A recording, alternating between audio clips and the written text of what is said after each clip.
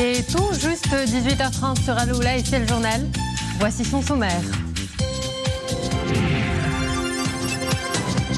À la une de l'actualité ce soir, les retombées positives des dernières précipitations sur certaines cultures. Nous irons à la commune territoriale de Taftash dans la province d'Essaouira où les professionnels de la terre sont optimistes.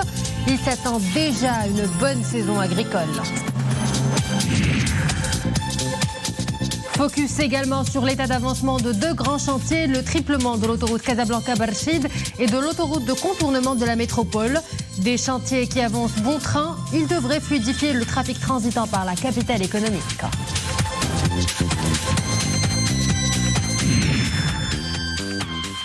La dernière escale du journal, ça sera à Barcelone où les produits marocains sont présents en force à l'Expo Wedding. Préparation culinaire, bijoux et costumes traditionnels, les ingrédients clés d'une grande fête à la marocaine.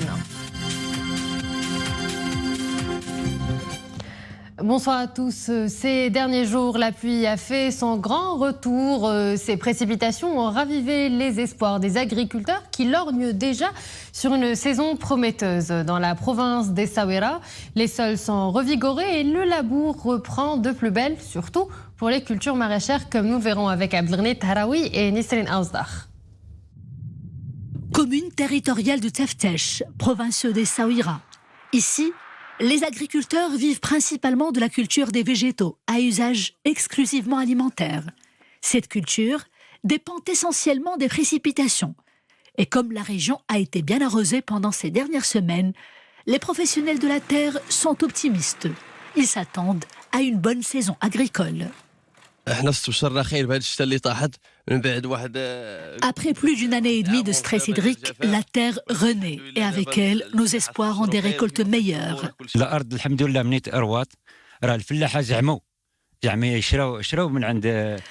Nous avons acheté les semences nécessaires et nous sommes prêts pour le labour, surtout pour la pomme de terre et la betterave. Ces pluies sont bienfaitrices pour nos cultures et le sont aussi pour l'olivier et pour les terres-bourgs.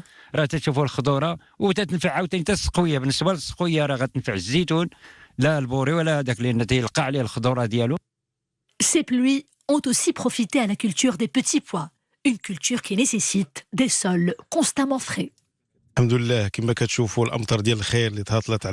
Aujourd'hui, on peut sereinement dire que l'espoir est permis grâce aux dernières pluies dont les fruits commencent déjà à se faire ressentir, comme c'est le cas pour certains légumes, dont les petits pois. Ces pluies ont aussi permis de remplir les puits qui étaient complètement asséchés. Et ça, c'est une excellente chose.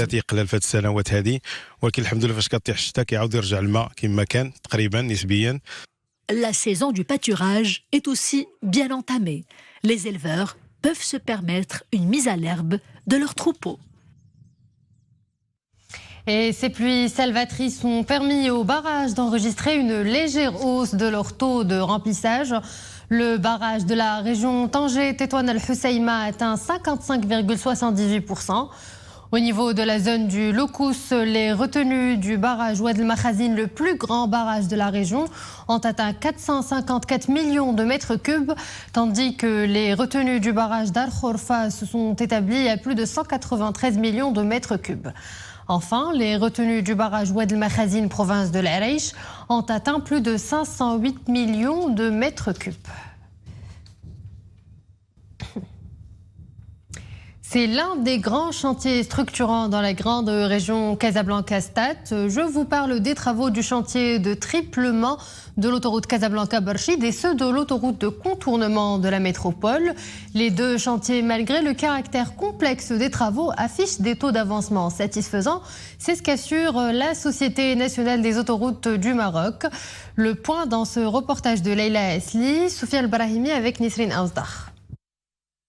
Le chantier concerne les sections autoroutières à fort trafic. Pour le mener à bien et garantir une fluidité maximale de la circulation, 4 étapes ont été prévues.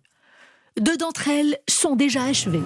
Les équipes se mobilisent fortement et maintiennent une vitesse de croisière pour réaliser les objectifs escomptés et même les dépasser.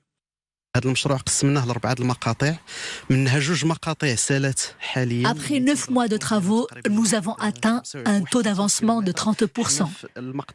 C'est une excellente chose car cela nous permettra de finir les travaux plus tôt que prévu. Je tiens à préciser que nous avons dépassé les objectifs du rétroplanning initialement fixés pour les travaux.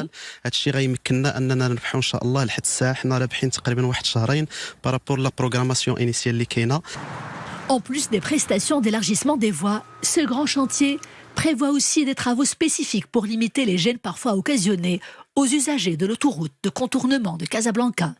Budget global du projet, environ 2 milliards de dirhams.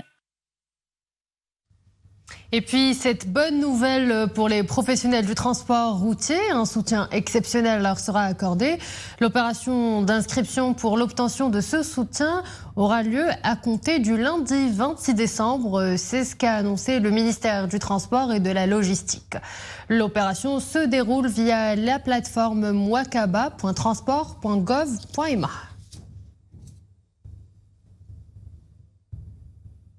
Et le Maroc grimpe dans le classement de la FIFA, un spectaculaire bond de 11 places pour se hisser au 11e rang du classement de la Fédération internationale du football. Avec plus de 1672 points, les Lions de l'Atlas sont désormais en tête des pays africains et arabes devant le Sénégal. Au niveau mondial, le Brésil reste toujours en tête, suivi de l'Argentine championne du monde et de la France.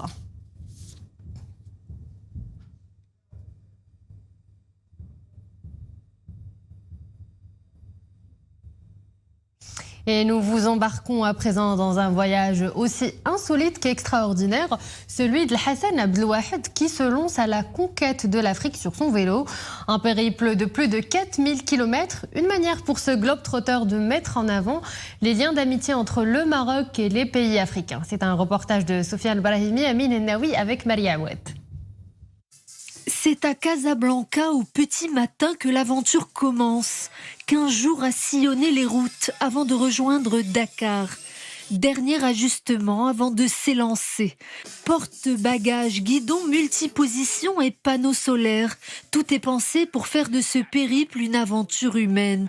Une ode à l'amitié maroco-africaine.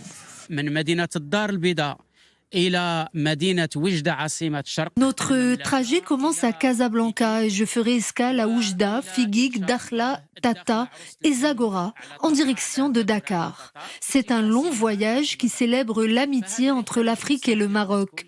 La préparation était minutieuse, mon vélo est très bien équipé. Un voyage de rêve pour ce globe-trotteur idéaliste qui souhaite faire briller l'étendard marocain sur toutes les routes.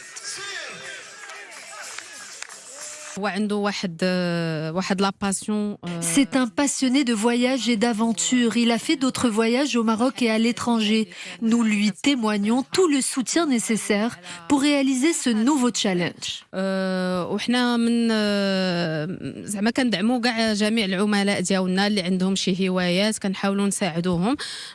Une aventure extraordinaire pour un homme ordinaire qui, par amour pour son pays, porte son pays dans son cœur jusqu'à Dakar. Une manière originale de montrer aussi son ancrage dans le continent africain. Page culture avec d'abord l'Expo Wedding, un événement organisé par l'Association culturelle des jeunes entrepreneurs marocaines à Barcelone, en collaboration avec la Fondation Ibn Battuta.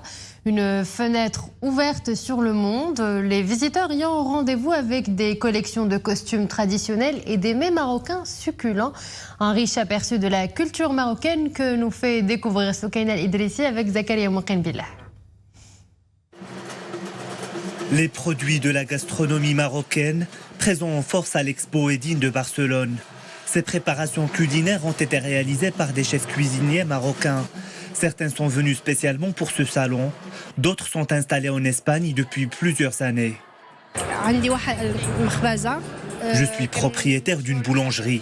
Nous faisons des pâtisseries et des préparations marocaines sucrées et salées depuis 12 ans. C'est notre 3e participation à ce salon. Nous voulons transmettre notre culture à la communauté marocaine installée en Espagne. Et l'affluence est bien au rendez-vous.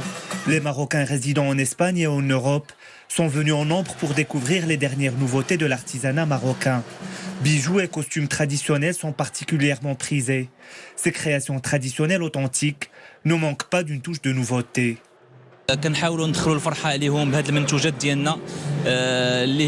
Nous proposons tout un éventail de senteurs et de parfums artisanaux qui rappellent les traditions marocaines. Nous assistons à ce salon dans le but de partager et de communiquer sur nos as et coutumes.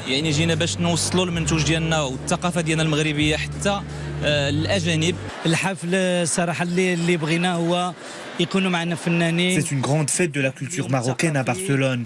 Nous avons reçu beaucoup de visiteurs, familles, adultes, jeunes et enfants de la diaspora. Tous ont envie de renouer le lien avec leur pays d'origine. Point d'orgue de l'Expo Wedding, un défilé de mode haut en couleurs, de costumes et caftans traditionnels.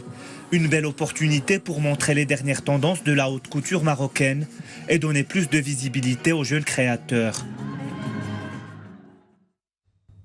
Nous enchaînons avec l'actualité du 7e art. Le bleu du caftan de Mriem Touzani est sélectionné en shortlist pour la 95e cérémonie des Oscars. Il est le seul film arabe et africain sélectionné cette année dans la catégorie du long métrage international de la prestigieuse compétition des Oscars, prévue le 12 mars 2023 à Hollywood.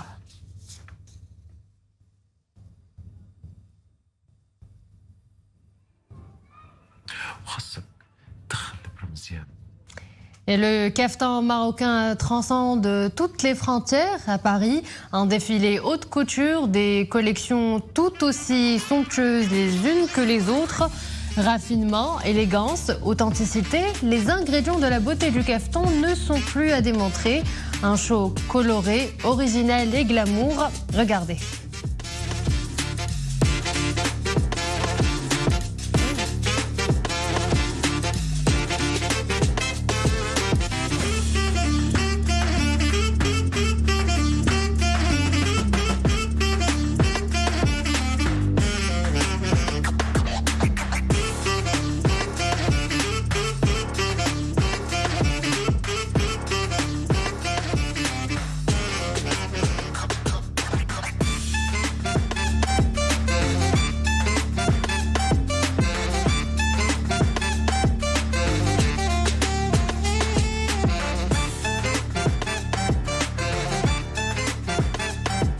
Et c'est sur ces belles images que nous arrivons à la fin de cette édition. Merci à vous de l'avoir suivi. Excellente suite des programmes sur Al Oula.